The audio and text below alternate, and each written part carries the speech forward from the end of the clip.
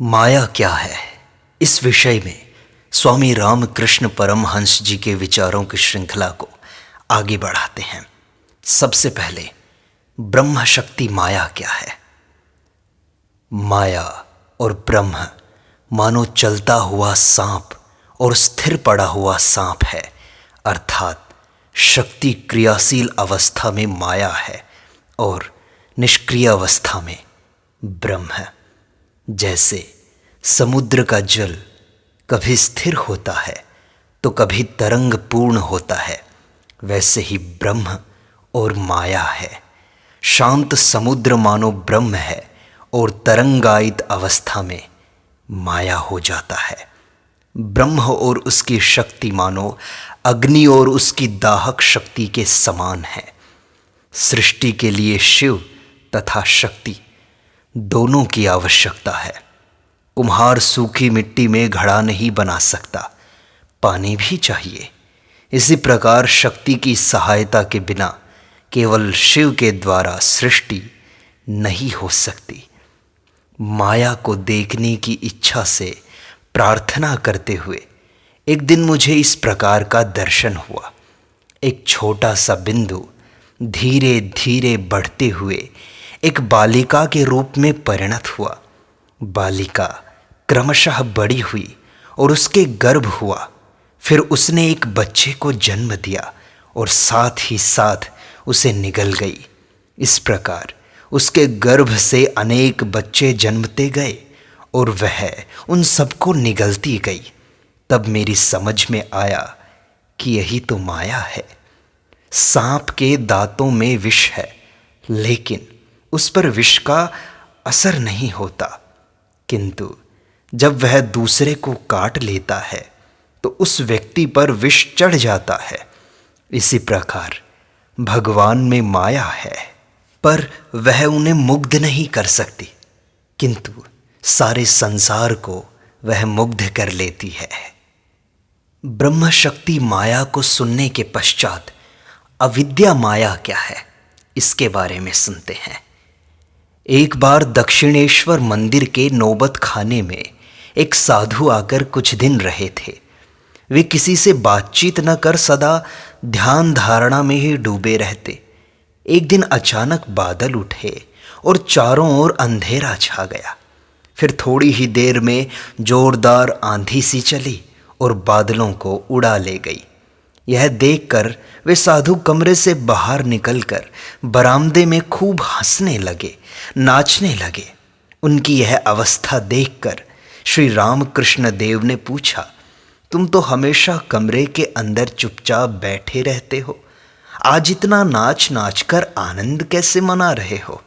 साधु ने कहा, संसार की माया ऐसी ही है।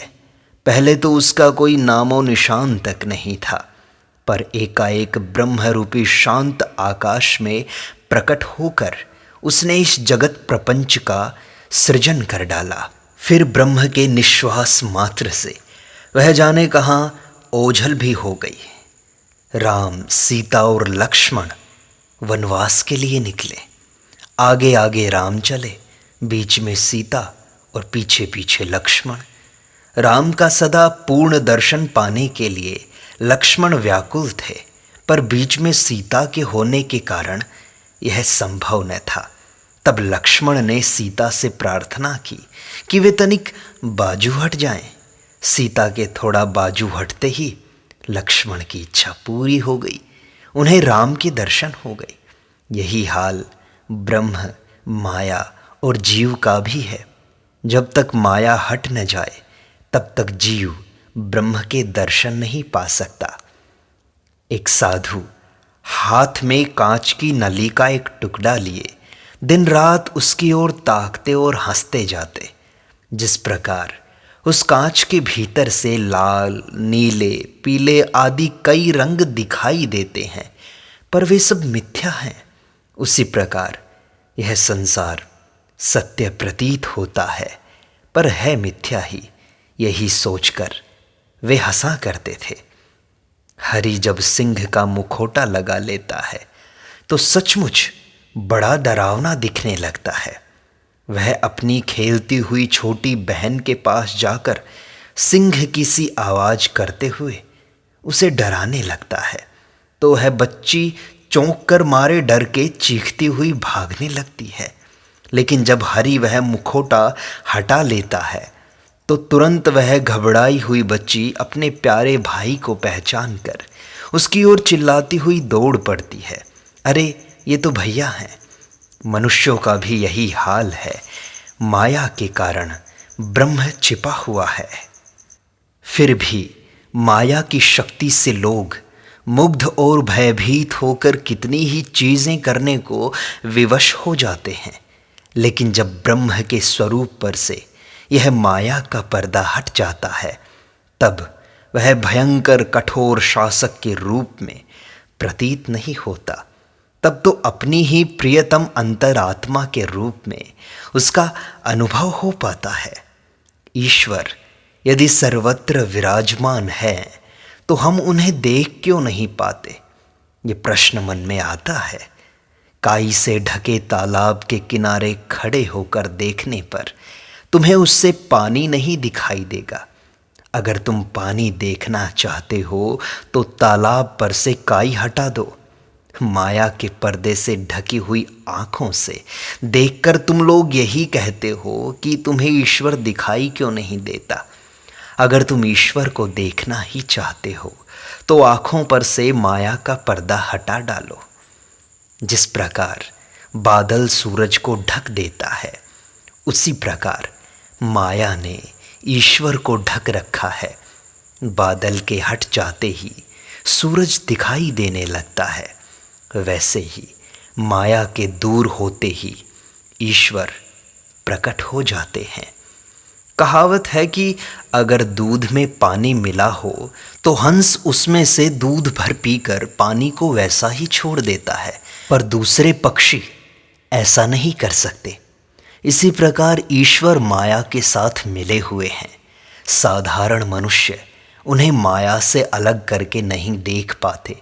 केवल जो परमहंस होते हैं वे ही माया को त्याग कर ईश्वर को ग्रहण करते हैं। यदि तुम माया को पहचान लो तो वह स्वयं ही तुम्हें छोड़कर भाग जाएगी। जैसे गृहस्थ यदि जान जाए कि घर में चोर आया है तो चोर अपने आप भाग जाता है। अविद्या माया के प्रवचन को सुनने के बाद विद्या माया को जानते हैं। ईश्वर में विद्या माया और अविद्या माया दोनों हैं। विद्या माया जीव को ईश्वर की ओर ले जाती है और अविद्या माया उसे ईश्वर से दूर ले जाती है। ज्ञान, भक्ति, दया और वैराग्य यह विद्या माया का ही खेल है। इन्हीं का आश्रय लेकर मनुष्य ईश्वर के समीप पहुंच सकता है। माया ही ब्रह्म का स्वरूप प्रकट कर देती है। माया की कृपा हुए बिना ब्रह्म को कौन जान सकता है? ईश्वर की शक्ति का ज्ञान हुए बिना ईश्वर का ज्ञान नहीं हो सकता।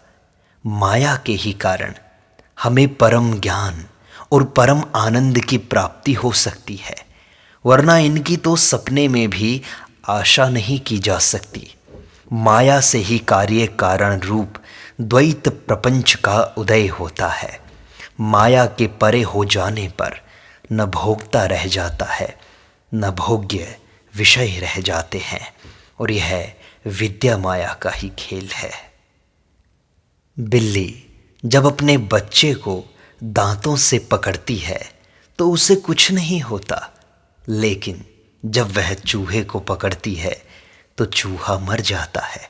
इसी तरह माया भक्त को नष्ट नहीं करती, भले ही वह दूसरों का विनाश कर डाले। विद्या माया के पश्चात विषयासक्ति का जो बंधन होता है उसके ऊपर प्रवचन सुनते हैं। किसी ने पूछा माया क्या है, तो स्वामी रामकृष्ण परमहंस जी ने कहा, यह काम या भोगासक्ति ही है जो आध्यात्मिक उन्नति में विघ्न स्वरूप है। अविद्या माया विघ्न है। कामिनी ही मानो माया है जिसने सबको ग्रस्त कर लिया है।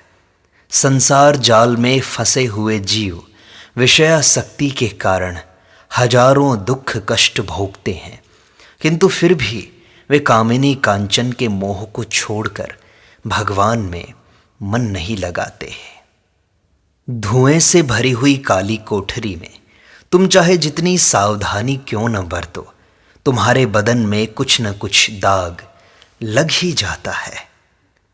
अगर किसी व्यक्ति को कठिन बुखार से सन्निपात हो गया और उसके पास अचार की बरनी और ठंडे पानी का घड़ा रख दिया जाए, तो ऐसी हालत में जब वह प्यास से तड़प रहा है, उसके लिए अचार चखने और पानी पीने का लोभ संभालना क्या कभी संभव हो सकता है?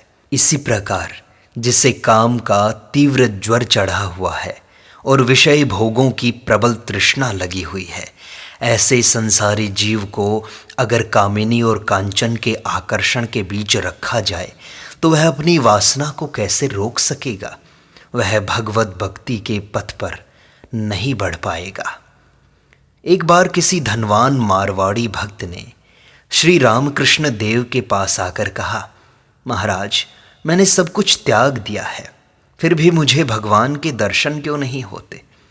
इस पर वे बोले, तुम तेल के पीपे जानते हो ना? सारा तेल निकाल कर पीपा खाली हो जाने पर भी उसमें थोड़ा सा तेल रह जाता है और उसमें तेल की गंध आती रहती है। वैसे ही तुम्हारे अंदर भी अभी कुछ विषयासक्ति शेष रह गई है और उसकी गंध आ रही है। कामिनी कांचन ही मनुष्य को संसार में डुबाए रखते हैं, ईश्वर की ओर जाने नहीं देते। इसीलिए उनका मोह त्याग कर भगवत भक्ति के पथ पर आगे बढ़ जाओ।